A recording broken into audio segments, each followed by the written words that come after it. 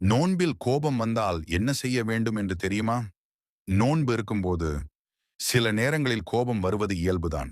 ஆனால் அந்த கோபத்தை நாம் எப்படி கையாள்கிறோம் என்பதுதான் நமது ஈமானின் அளவாக மாறுகிறது. பசி, தாகம், சோர்வு இவையெல்லாம் மனித உடலின் இயல்புகள். அவை சேரும்போது மனதில் சிறு சினம் எழலாம். ஆனால் நோன்பு என்பது அந்த சினத்தை வெல்வதற்கான பயிற்சி. நபி ஸல்லல்லாஹு அலைஹி வஸல்லம் அவர்கள் கற்றுக் கொடுத்தது என்னவென்றால், கோபம் வந்தால் உடனே பதிலடி கொடுக்க வேண்டாம். நான் நோன்பில் இருக்கிறேன் என்று சொல்லிக்கொண்டு அமைதியை தேர்ந்தெடுக்க வேண்டும். கோபத்தை அடக்குவது பலவீனம் அல்ல. அது உள்ளத்துக்குள் நடைபெறும் மிகப்பெரிய ஜிஹாத்.